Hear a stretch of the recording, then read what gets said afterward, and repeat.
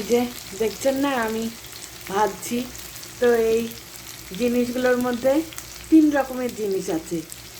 এই যে orange, white আর pink colour. তো আপনারা বলবেন তো দেখি এর মধ্যে কি কি জিনিস আছে, আমি কি কি জিনিস ভাজছি, একটু আপনারা কমেন্টস করে জানাবেন। এই যে থালাটা দেখেন কত কি জিনিস আছে এখানে।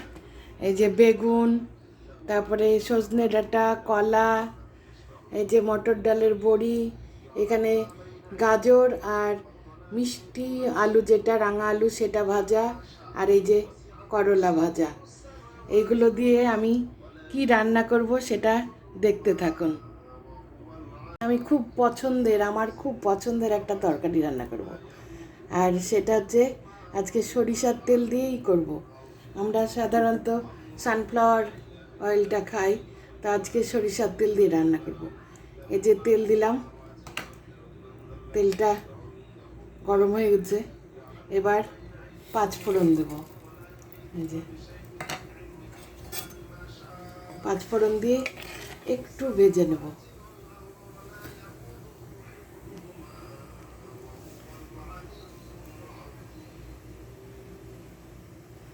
আমি এই যে এই সবজিগুলো দিয়ে রান্না করব, সবগুলো ভেজে নিচ্ছি। অনেক কিছু আছে, বেগুন, তারপরে রাঙা আলু, গাজর, মটর ডালের বড়ি, কলা, সজনে ডাঁটা, করলা। এই তরকারির প্রধান আইটেমই হচ্ছে করলা আর এই মটর ডালের বড়ি। তো এই যে 5 ফোড়ন তেলে দিয়ে দিচ্ছি, এবার একটু করে পানি দেব।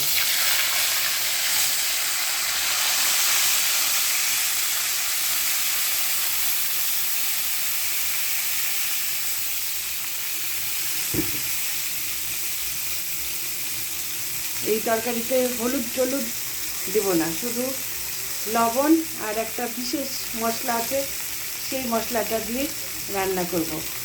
পানিটা একটু ফুটুক।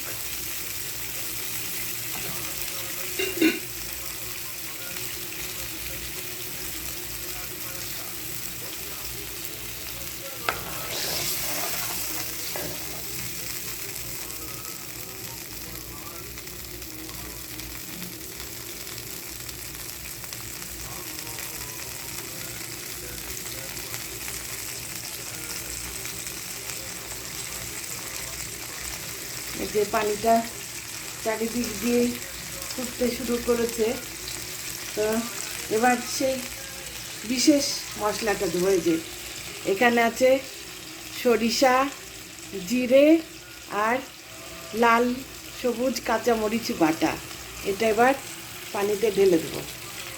পোস্ত থাকলে পোস্তও দেওয়া যায়, তো সৌদিতে পোস্ত পাওয়া যায় না। সৌদিতে পোস্ত আনা নিষিদ্ধ, কারণ পোস্ত থেকে অনেক কিছু নেশার জিনিস হয় বলে সৌদিতে হচ্ছে আনা নিষেধ। তো এই যে এই পানিটা ফুটে যাবে, তারপরে আমি হচ্ছে এই যে এখানে যে ভেজে রেখেছি যে সবজিগুলো, সেই সবজিগুলো দেব।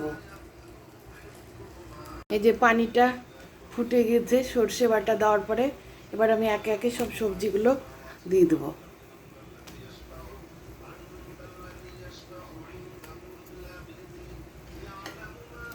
একা একা ভিডিও করা খুবই মুশকিল কাজ, বিশেষ করে এই রান্নার ভিডিও। ইচ্ছে থাকলেও অনেক সময় করতে পারি না, কারণ ছেলেরা স্কুলে, ছেলেরা বলতে একটা ছেলেই আমার এখানে আছে, আমার তো 2টো ছেলে, আর একটা ছেলে বাইরে পড়তে গেছে, তো তারা তো হেল্প করতে পারে না।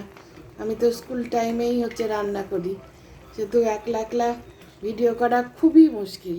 তো যদি একটু খারাপ টারাপ হয়, আমি তো আর প্রফেশনাল ভিডিওগ্রাফার না, সেহেতু আপনারা একটু ক্ষমার চোখে দেখবেন। আর এই যে এই বড়িটা আর বেগুনটা একটু পরে দেবো, কারণ বেগুনটা গলে যাবে এখন দিলে। আর এই সবজিগুলো ভেজে নিয়েছি, তো একটু সেদ্ধ হওয়ার টাইম দিতে হবে। একটু সেদ্ধ হলেই বড়িটা আর বেগুনটা দিয়ে দেবো। এর মধ্যে পোস্ত দিলে খুবই স্বাদ লাগে, কিন্তু পোস্ত তো নাই, সেহেতু কিছু করার নাই।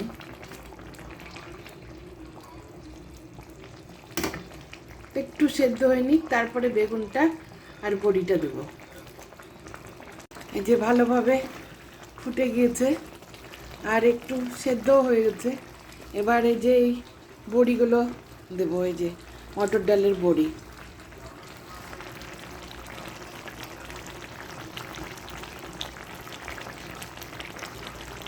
বেগুনগুলো আর একটু পরে দেবো, বড়িটা একটু সেদ্ধ হয়ে নিই, তারপরে বেগুনগুলো দেবো।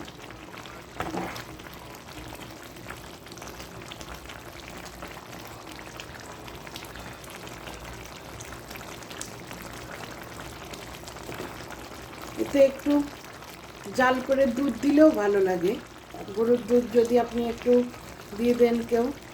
তো আমার দুধে খুব অ্যালার্জি, তবুও দিই মাঝে মাঝে, কিন্তু আজকে আমার ঘরে দুধটা একটু নাই, সেজন্য আমি আজকে দেব না দুধ।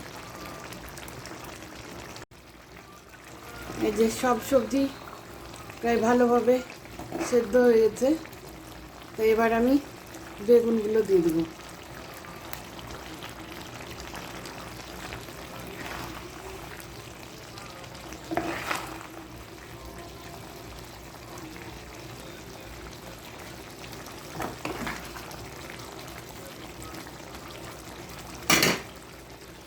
আর একটু করে পানি দেবো, মানে টেনে নেবে আলু,